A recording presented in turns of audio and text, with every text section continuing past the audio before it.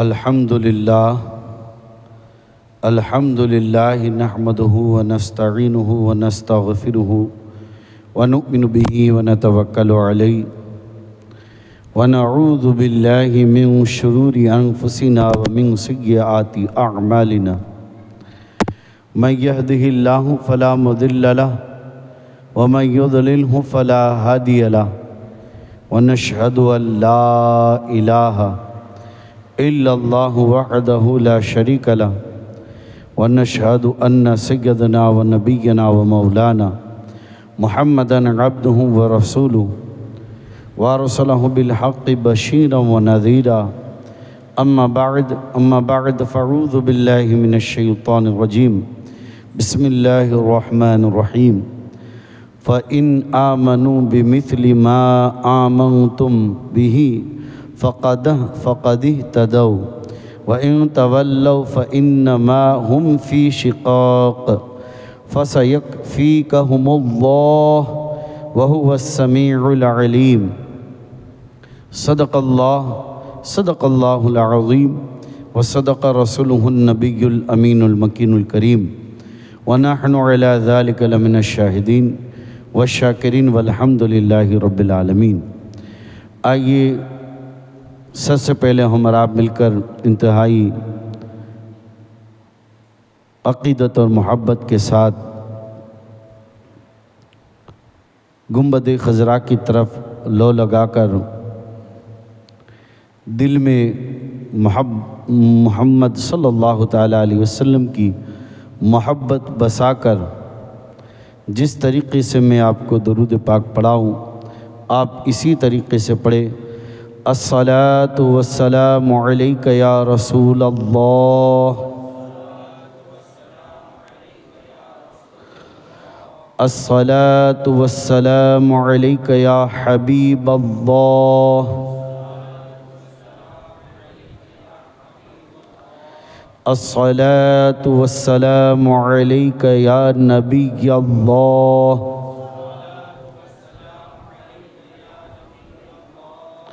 الصلاۃ والسلام علیک یا نور اللہ، وعلی آلک واصحابک وبارک وسلم۔ آج ہم سنی دعوت اسلامی کے ہفتہ واری اجتماع میں جمع ہوئے ہیں۔ اللہ تعالیٰ سے دعا ہے اللہ تعالیٰ ہمارا جمع ہونا قبول فرمائے اور مجھے حق کہنے کی اور آپ کو حق سننے کی اور اس پر عمل کرنے کی توفیق و رفیق عطا فرمائے۔ میں نے جس آیت کریمہ کو پڑھنے کا شرف حاصل کیا اس میں باری تعالیٰ ارشاد فرماتا ہے فَإِنْ آمَنُوا بِمِثْلِ مَا آمَنْتُمْ بِهِ فَقَدِ اهْتَدَوْا وَإِنْ تَوَلَّوْا فَإِنَّمَا هُمْ فِي شِقَاقٍ فَسَيَكْفِيكَهُمُ اللَّهُ وَهُوَ السَّمِيعُ الْعَلِيمُ۔ ترجمہ، اللہ فرماتا ہے پھر اگر وہ بھی یوں ہی ایمان لائیں جیسا تم ایمان لائے ہو، یعنی کسی کی طرف اشارہ ہے کہ وہ ایمان لائے جیسا تم لائے ہو، وہ ایمان اس طرح لائے جس طرح تم لائے ہو، جب تو وہ ہدایت پا گئے۔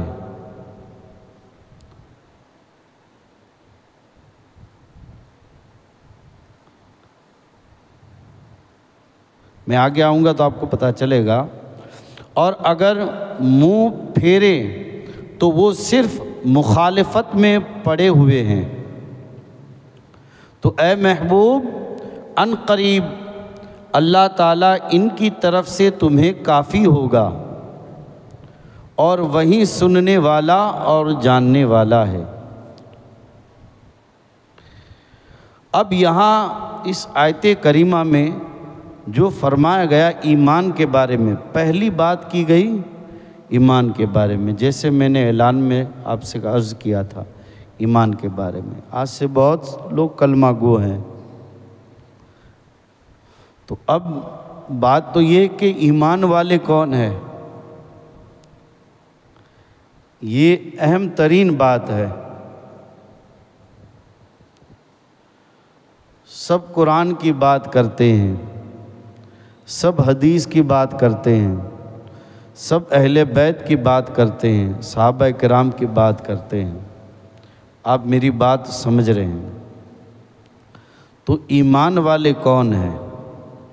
کن کو ہم ایمان والا کہیں گے؟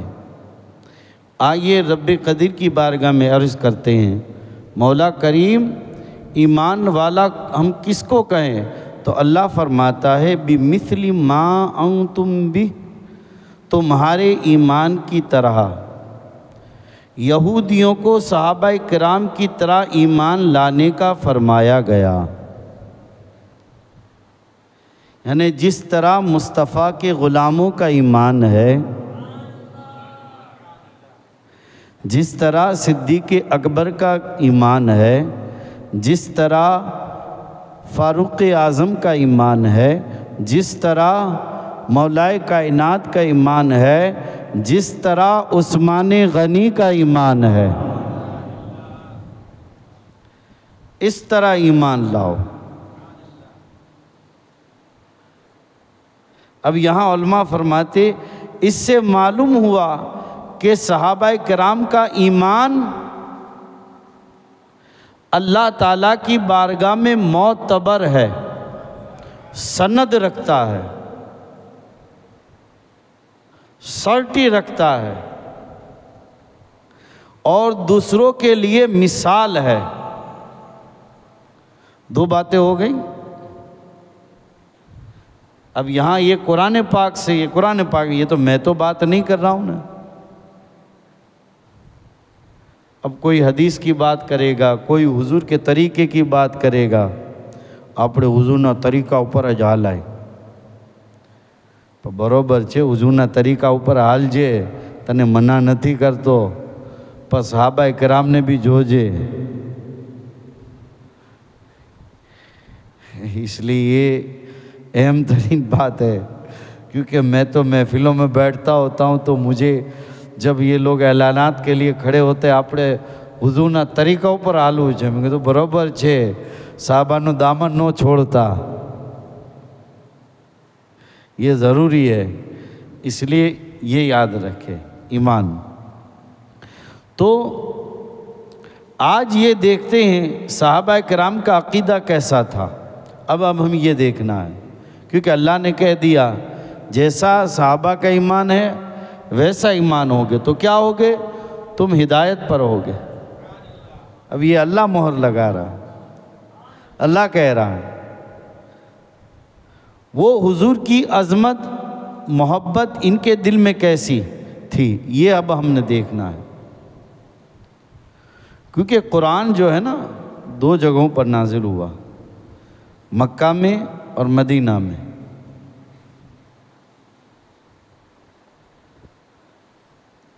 23 سال نازل ہوا برابر، تو 13 سال مکہ میں نازل ہوا اور 10 سال مدینہ میں۔ اب جب دونوں کے حالات آپ دیکھیں گے، مکہ کے حالات دیکھیں، بت پرستی تھی، مشرکانہ رواج تھے، رسم و رواج تھے۔ مدینہ میں آئے تو یہ چیز تھی نہیں، وہاں کھلا کفر تھا۔ اب یہاں چھپا کفر تھا۔ تو ہمیں دونوں کو دیکھنا ہے، اسی لیے اللہ تعالیٰ نے یہ چھپے کفر کو فرمایا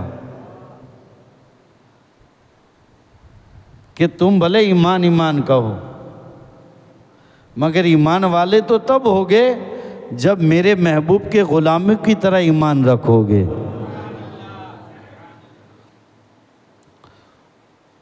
ان کے ایمان میں حضور صلی اللہ، اب دیکھنا پڑے گا کہ صحابہ کرام کے ایمان میں حضور صلی اللہ علیہ وسلم کی محبت اور عظمت کتنی تھی۔ اب ہمیں یہ دیکھنا پڑے گا کہ یہ حضور کے لیے کیسا ایمان رکھتے تھے، کیسا یقین رکھتے تھے، کیسا عقیدہ رکھتے تھے۔ اب یہ ہمیں دیکھنا پڑے گا، کیونکہ اللہ نے فرمایا ان کی طرح، ان کے ایمان کی طرح، تو اب ایمان ان کا دیکھنا پڑے گا کہ اللہ اور اس کے رسول کے بارے میں ان کا عقیدہ کیا تھا۔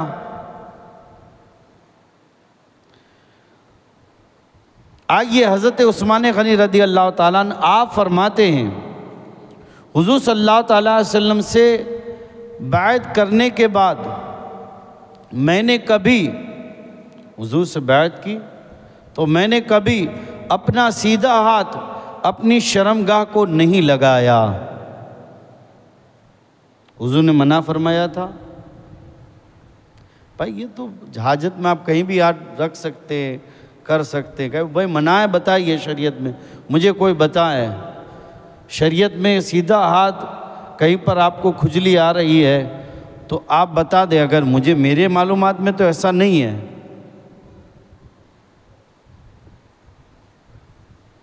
میرے معلومات میں ایسا نہیں ہے، مگر یہ کیا چیز تھی جو حضرت عثمان غنی کہہ رہے تھے کہ میں نے حضور کے ہاتھ میں حضور کے ہاتھ میں ہاتھ لگ گیا، اب وہ اپنی شرمگاہ پر نہیں لگا رہے۔ آخر وجہ کیا ہے؟ میں نے جب غور کیا تو پتہ چلا یہ ادب تھا۔ پتہ کیا چلا؟ صحابہ کرام کے ایمان میں حضور کا ادب بھی شامل تھا۔ تو اب یہ دیکھنا پڑے گا، کوئی مسلمان اپنے آپ کو کہتا ہے تو وہ ادب اس کے اندر، اس کے ایمان میں ہے کہ نہیں؟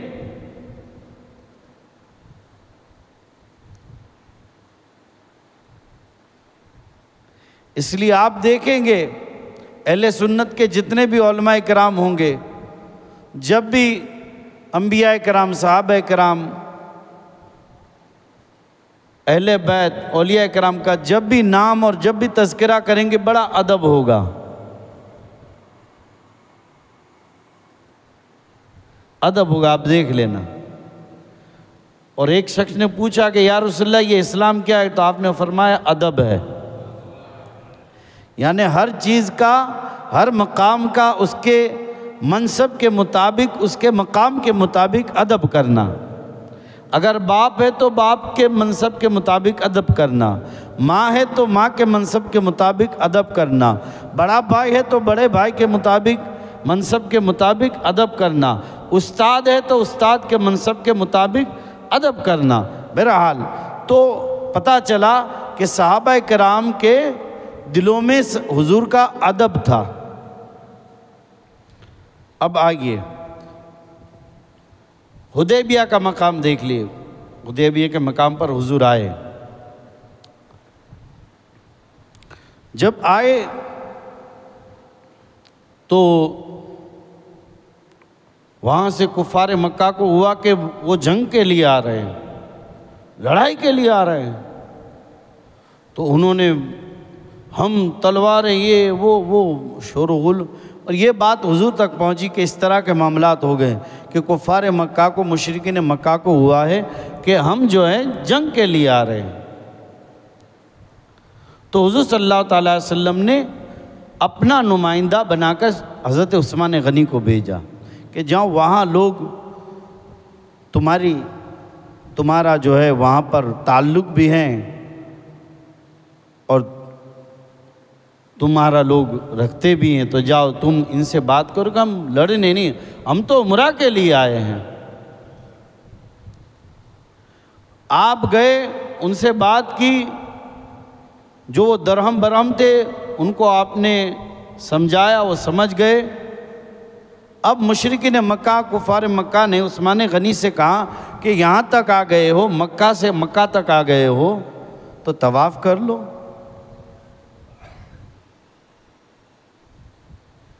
طواف کر لو؟ کہا نہیں۔ کرے یہاں تک آ گئے؟ کہا جب تک مصطفیٰ طواف نہیں کریں گے عثمان طواف نہیں کرے گا۔ میں نے کہا ہے عثمان غنی، ارے یہ خانہ کعبہ اللہ کا گھر ہے، موقع ایسا ملتا ہے کر لیتے۔ کہاں سنو، اس رب کا پتہ بتانے والے ذات کا نام محمد عربی ہے۔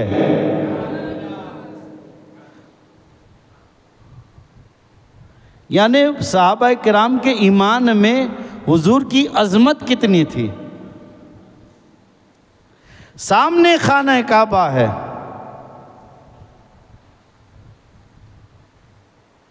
آپ کہیں گے یہ تو عثمان، نہیں، کون عثمان غنی ہے جانتے آپ؟ اللہ اکبر، کون عثمان غنی؟ کس ذات کا نام عثمان غنی ہے؟ حضور صلی اللہ تعالیٰ علیہ وسلم فرماتے ہیں، اے اللہ میں عثمان سے راضی ہوں، میں عثمان سے راضی ہوں، تو بھی عثمان سے راضی ہو جا۔ میں بھی عثمان سے راضی ہوں، تو بھی عثمان سے راضی ہو جا۔ اور کیسے راضی تھے؟ کیسے راضی تھے کہ حضور نے اپنی 2 بیٹیاں، آئیے اس کے بیک گراؤنڈ میں جاتے ہیں، اور کیسے راضی تھے، کیسے راضی تھے۔ حضرت علماء فرماتے حضرت آدم علیہ السلام سے لے کر ہمارے نبی حضور صلی اللہ تعالیٰ علیہ وسلم تک کسی کے نکاح میں نبی کی 2 بیٹیاں نہیں آئی۔ سوچئے آپ، یہ عظمت ہے۔ میں آپ کو بتانا وہ بتاؤں گا کہ حضور کتنے راضی تھے ان سے، مگر اس سے یہ بات جڑی ہوئی اس لیے میں آپ کو بتا رہا ہوں کہ یہ بھی عظمت ہے۔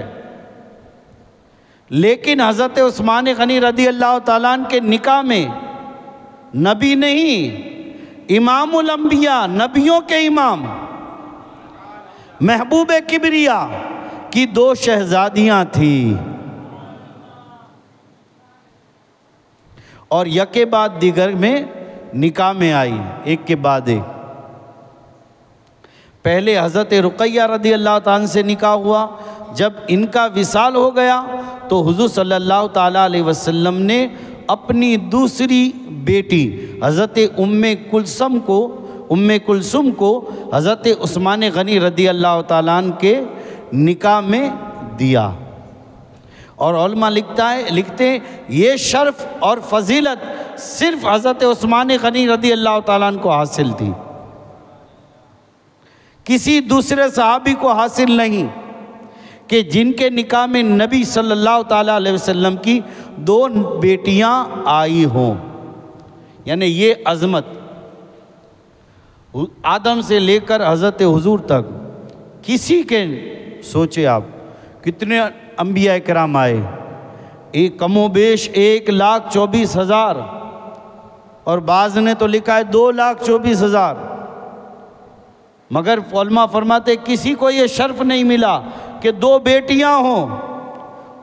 تو یہ تو عظمت اور شرف کی بات ہوئی۔ میں نے کہا نا کہ حضور کتنے راضی تھے، حضور کتنے راضی تھے، تو سماعت کر لے۔ حضرت مولائے کائنات شیر خدا علی مرتضیٰ رضی اللہ تعالیٰ سے روایت ہے کہ حضور صلی اللہ تعالیٰ علیہ وسلم نے اپنی دوسری بیٹی حضرت ام کلثوم رضی اللہ تعالیٰ عنہ کے وصال کے وقت، ان کا انتقال ہوا، اس وقت حضرت عثمان غنی سے فرمایا، دیکھیے حضور کتنے راضی تھے۔ اگر آج تو ہمارے یہاں دیکھا جاتا ہے ایک بیٹی دے دیتے ہیں تو پھر دوسری بیٹی گھر میں بیجی چھوکری نو دیوایو بھلے اچھا ہو۔ گھر میں آپ سوچیں، ایک آدمی کو نہیں، گھر میں بعض مرتبہ تو خاندان میں بھی نہیں دینا، کٹمبہ نو دیوائے، مگر آپ دیکھیں یہاں حضور کتنے راضی بھی ہیں، یہ بھی دیکھیں، اور عثمان غنی رضی اللہ تعالیٰ عنہ کا کردار بھی دیکھیں کہ وہ اپنی بیویوں کو کس طرح رکھتے تھے، کہ ان کے سسر کیا کہتے ہیں۔ یہ ہمارے لیے نصیحت ہے۔ اور عظمت عثمان غنی کہ حضور کیا فرماتے ہیں؟ حضور فرماتے، حضرت مولا کائنات رضی اللہ تعالیٰ عنہ سے روایت ہے کہ حضور نے اپنی دوسری بیٹی حضرت ام کلثوم رضی اللہ تعالیٰ عنہ کے انتقال کے وقت حضرت عثمان غنی رضی اللہ تعالیٰ عنہ سے فرمایا، اے عثمان، اگر میری 40، آپ سوچیں، آپ نے، بھائی میں آپ سے پوچھتا ہوں، ابھی تک کسی نے یہ پڑھا ہے کہ کسی کے یہاں 40 بیٹیاں ہیں؟ بتائے ایسا کوئی باپ ہے ایسا کوئی باپ؟ 5 بیٹیاں ہوں گی، 10 بیٹیاں ہوں گی، دہلی بدھی تو نو ہوئے گھنی لے ہلو نے راکھی اتیار راکھی آپ راکھوا ہوں واندو ہے تو بھی بہت ہو گئی۔ مگر یہاں حضور کیا فرما رہے ہیں؟ اگر کوئی آدمی یوں کہے کہ 2 چھوکریت نہ تو انہیں دے دے، تو ہم سوچے تھوڑی دیر تو دیکھتے رہ جائیں گے کہ یہ کیا؟ پہلی بار تو یہ سوچیں گے 10 چھوکری۔ حضور کتنے راضی تھے میں یہ جو عدد حضور نے فرمایا، یعنی انہوں نے ان کی شہزادیوں کو کس طرح رکھا، اپنی بیوی سے کیسا سلوک کیا۔ اس لیے ہمیں ضروری ہے کہ ہم بیوی کے ساتھ اچھا سلوک کریں۔ حضور صلی اللہ تعالیٰ علیہ وسلم معاشہ پیالے میں پیتے تو پھر پیالہ حضور لیتے اور پوچھتے، اے عائشہ کہاں سے پیا تھا؟ کہا یا رسول اللہ اس جگہ سے۔ حضور صلی اللہ علیہ وسلم اس جگہ سے پیتے تھے۔ یہ کیا تھا؟ یہ کیا تھا؟ اظہار محبت تھا۔ یہ طریقہ اظہار محبت تھا کہ میں تم سے اتنی محبت کرتا ہوں۔ تو اگر بیوی کی جھوٹی برتن میں کھا لیں گے تو آپ کی مرتبہ کم نہیں ہو جائے گا۔ کبھی کھا لیں، ایسے مومن کا جھوٹا شفا ہے، نہ لاؤ نہ کھائے لو۔ اور کبھی اگر ماں باپ کے ساتھ رہتے تو الگ بات ہے، اگر تنہا رہتے تو بیویوں کی بھی حوصلہ افزائی کیا کرے، مگر سوچ سمجھ کے کیا کرے، کیونکہ پانی سر سے اوپر نہیں جانا چاہیے، پانی کی جگہ پر رہنا چاہیے۔ برا تو یہ آپ نے فرمایا، حضور صلی اللہ علیہ وسلم نے فرمایا، حضرت ام کلثوم کے انتقال کے وقت فرمایا، اے عثمان، اگر میری 40 بیٹیاں بھی ہوتی تو یکے بعد دیگر میں ان سب کا نکاح تمہارے ساتھ کر دیتا۔ آپ سوچیں، حضرت بہقی نے اپنی سنن میں لکھا ہے کہ حضرت آدم علیہ السلام سے لے کر قیامت تک حضرت عثمان غنی رضی اللہ تعالیٰ عنہ کے علاوہ کسی شخص کے نکاح میں کسی کو نبی کی 2 شہزادیاں نہیں آئی۔ آپ بہقی لکھتے ہیں کہ نبی کی شہزادیاں نہیں آئی، اسی لیے حضرت عثمان غنی رضی اللہ تعالیٰ عنہ کو ذو النورین کہتے ہیں، 2 نور والا۔ کیا کہتے ہیں؟ ذو النورین مانے 2 نور والا، اس لیے اعلیٰ حضرت کہتے ہیں، نور کی سرکار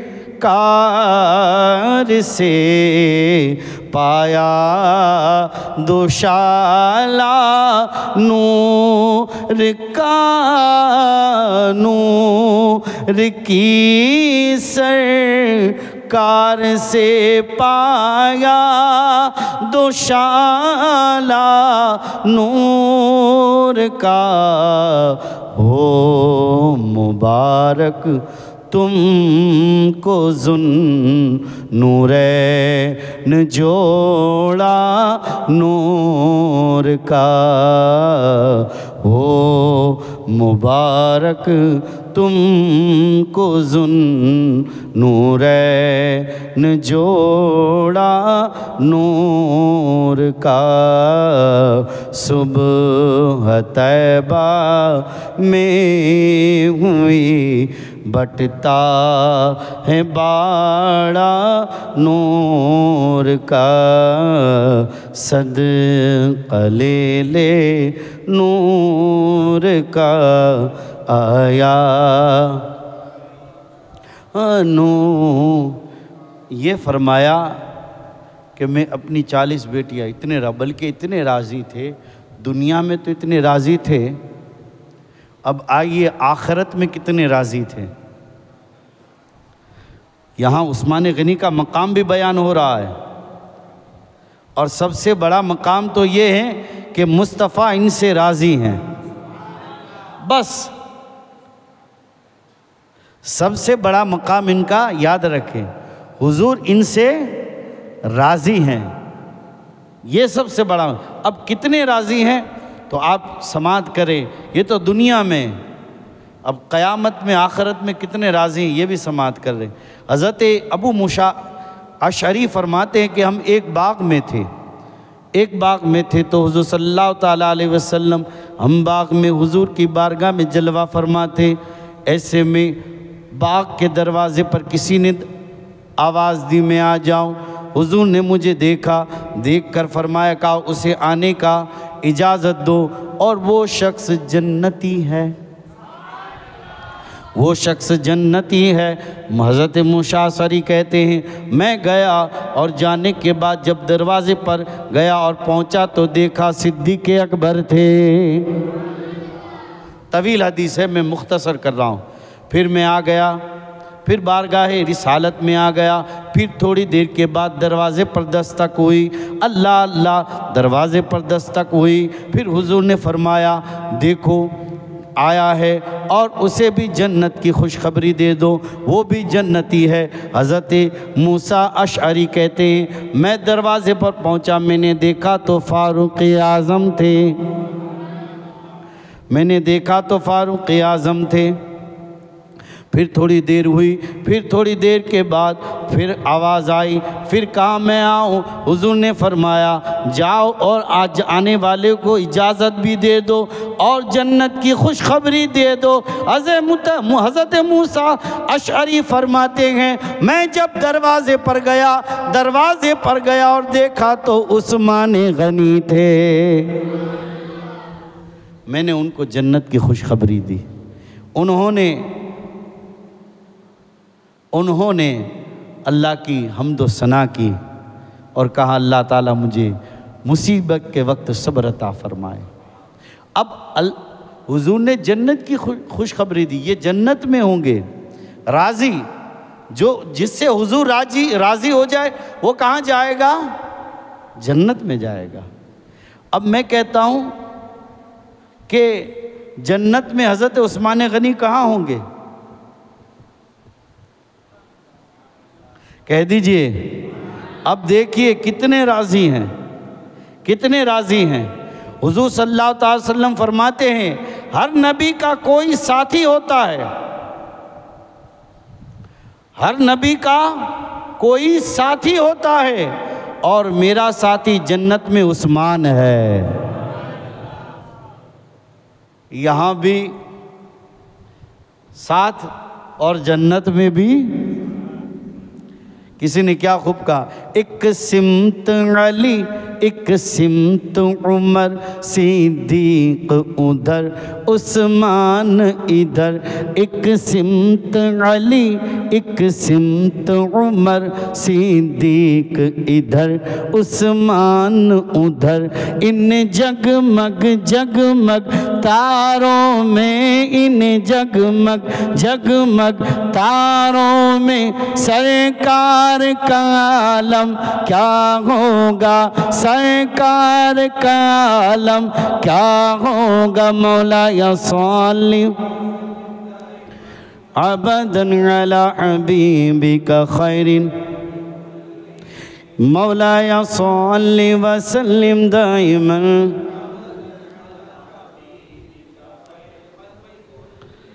پتہ چلا انسان جنت میں کب جاتا ہے؟ جب ایمان پر خاتمہ ہو بھائی، کافر جنت میں نہیں جائے گا۔ تو پتہ یہ چلا کہ عثمان ان کی کفر پر موت نہیں، ایمان پر موت ہوئی ہے۔ ایک تو یہ ثبوت ہو گیا، حضور نے خود بشارت دے دی۔ اب کوئی انہیں کافر مانے تو مومن نہ مانے تو یہ صرف دشمنی ہے۔ کیا ہے؟ حضور نے کہہ دیا کہ جنت میں ہوں گے اور جنت میں میرے ساتھ ہوں گے۔ جنت میں تو گویا یہ اگر عثمان غنی کو اپنے آپ کو مسلمان کہنا، اہل بیت کا عاشق کہنا اور عثمان غنی سے بغض رکھنا،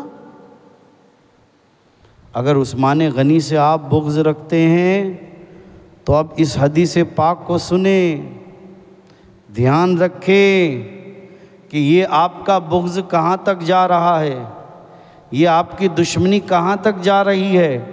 حدیث پاک میں آتا ہے حضور صلی اللہ تعالیٰ علیہ وسلم کی خدمت میں ایک جنازہ لایا گیا کہ آپ اس میت کی نماز پڑھا دیں، مگر حضور صلی اللہ تعالیٰ علیہ وسلم نے اس میت کی نماز جنازہ نہیں پڑھی۔ جب بھی حضور کی بارگاہ میں کوئی نماز جنازہ لایا جاتا آپ پڑھ لیتے تھے، مگر آپ نے نہیں پڑھی۔ تو صحابہ کرام علیہم الرضوان نے عرض کیا، یا رسول اللہ صلی اللہ تعالیٰ علیہ وسلم، ہم نے آپ صلی اللہ تعالیٰ علیہ وسلم کو کسی کی نماز جنازہ چھوڑتے نہیں دیکھا۔ غور سے سنو، نہیں دیکھا۔ تو حضور صلی اللہ تعالیٰ علیہ وسلم نے فرمایا، بے شک یہ شخص میرے عثمان سے بغض رکھتا ہے۔ یعنی حضرت عثمان غنی سے، صحابہ کرام سے بغض رکھنا یہ کہاں تک پہنچتا ہے۔ اس لیے ہم بھلے صحابہ اہل بیت سے محبت کریں، حضور سے محبت کریں، مگر ساتھ میں صحابہ کرام کا احترام بھی کریں، ادب بھی کریں۔ اس لیے میرے آقا صلی اللہ تعالیٰ علیہ وسلم نے فرمایا، جہاں میرے صحابہ کی ایسے دیکھا جائے کہ میرے صحابہ کے بارے میں برا کہتے وہاں نہ جایا کرو۔ کیا کہا؟ وہاں نہ جایا کرو۔ تو پتہ چاہا جہاں ایسی محفل ہو وہاں ہمیں نہیں جانا۔ بہرحال اب یہ تو اگر میں کہوں کہ بھائی یہ ولی ہے اللہ کا، تو آپ کہیں گے حضرت نے ولی کہہ دیا ہے نا؟ مقام ہے نا، ولی ایک مقام ہے، ولی ایک مقام ہے، صالحین کا ایک مقام ہے۔ اسی طرح اگر ہمارے سید امین القادری کہہ دے کسی کو، کہہ دیجئے سبحان اللہ۔ اسی طرح لیتے جائیے۔ تو میں کہتا ہوں ولیوں سے بھی بڑا مرتبہ شہداء کا ہوتا ہے۔ من النبیین والصدیقین والشہداء والصالحین۔ تو آپ دیکھیے یہ مقام شہداء کا مقام، اور جس کے بارے میں خود قرآن کہتا ہے وَلَا تَقُولُوا لِمَن يُقْتَلُ فِي سَبِيلِ اللَّهِ أَمْوَاتٌ بَلْ أَحْيَاءٌ وَلَكِن لَا تَشْعُرُونَ۔ جب ان کو یہ مقام کہ یہ مرتے نہیں ہیں، خود کہتا ہے، تو حضور صلی اللہ علیہ وسلم، حضرت انس رضی اللہ تعالیٰ عنہ سے روایت ہے کہ حضور صلی اللہ تعالیٰ علیہ وسلم حضرت ابو بکر صدیق رضی اللہ تعالیٰ عنہ، حضرت فاروق اعظم، حضرت عثمان غنی رضی اللہ تعالیٰ عنہم احد پہاڑ پر جلوہ افروز تھے، جلوہ افروز تھے، موجود تھے۔ میں نے کہا نا کسی کو کہے کہ یہ ولی ہے، سید امین القادری کہیں کہ یہ ولی ہیں، تو ہماری نظر میں اس کا مقام بہت بلند ہو جاتا ہے۔ تو ولیوں سے بھی بڑا مرتبہ شہداء کا ہے۔ میرے آقا فرماتے ہیں اللہ اللہ یہ ہستیاں موجود تھی احد پہاڑ پر کہ یکا یک احد پہاڑ ہلنے لگا، زلزلہ آیا تو حضور صلی اللہ تعالیٰ علیہ وسلم نے احد پہاڑ کو قدم مبارک سے مارا، قدم مبارک سے مارا اور فرمایا اے احد پہاڑ تو ٹھہر جا کہ تجھ پر ایک نبی، ایک صدیق اور 2 شہید کھڑے ہیں۔ اب یہاں پر دیکھیے آپ، یہاں مقام بھی بیان ہو رہا ہے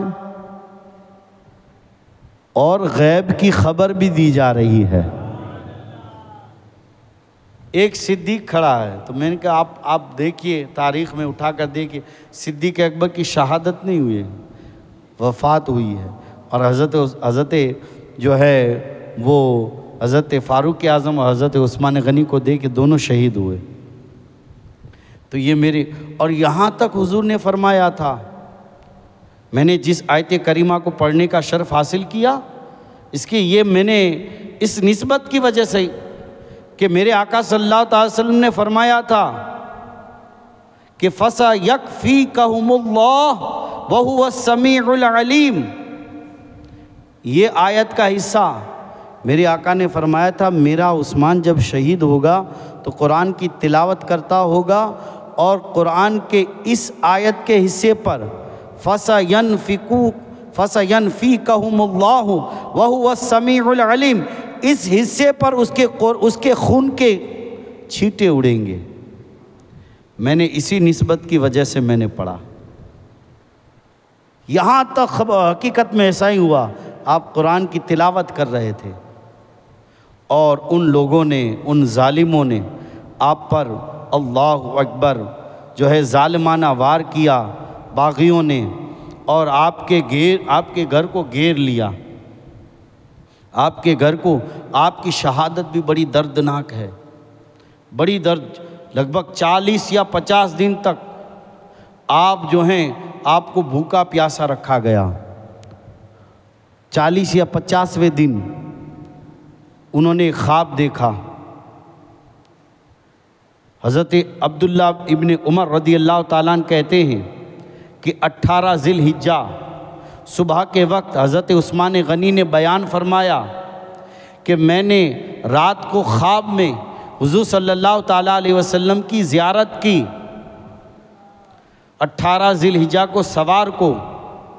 یہ کہتے ہیں کہ میں نے حضور خواب بیان کرتے کہ حضور کی زیارت کی اور حضور نے فرمایا کہ روزہ ہمارے پاس کھولنا۔ اب کتابوں میں آتا ہے 35 ہجری، سن ہجری 35 ذی الحجہ کی 18 تاریخ جمعہ کے دن باغیوں نے گھر میں گھس کر خطرناک وار کیا۔ اس وقت آپ قرآن پڑھ رہے تھے، آپ کے خون کا قطرہ قرآن کی آیت فَسَيَنْفِيكَهُمُ اللَّهُ وَهُوَ السَّمِيعُ الْعَلِيمُ پر گرا، جیسا میں نے ابھی عرض کیا، حضور نے یہ دی تھی خبر، گرا اور آپ نے جام شہادت نوش فرمایا۔ شہادت کے وقت آپ کی عمر 82 برس تھی اور آپ کی نماز جنازہ مغرب اور عشاء کے درمیان آپ کی نماز جنازہ ہوئی۔ آپ کی نماز جنازہ کس نے پڑھائی؟ حضرت زبیر رضی اللہ تعالیٰ عنہ نے آپ کی نماز جنازہ پڑھائی اور آپ کو جنت البقیع میں دفن کیا گیا۔ اس طرح حضرت عثمان غنی کی شہادت ہوئی۔ اللہ اکبر۔ میرے دوستو دعا کرتے ہیں، اور انہوں نے کس طرح 40 یا 50 دن تک انہوں بھوکا پیاسا رکھا گیا، آپ نے صبر کیا، آپ نے تلوار نہیں اٹھائی، آپ نے فرمایا کہ مجھے یہ پسند نہیں کہ میرے خون سے مسلمانوں کا جو ہے میری تلوار مسلمان کے خون سے آلود ہو، اس لیے آپ نے صبر و تحمل کا دامن تھاما اور آپ کی شہادت ہوئی اور آپ کو جو ہے مدفن جنت البقیع میں دفن کیا گیا۔ وآخر دعوانا ان الحمدللہ رب العالمین، صلاۃ و سلام کے لیے کھڑے ہو جائیے۔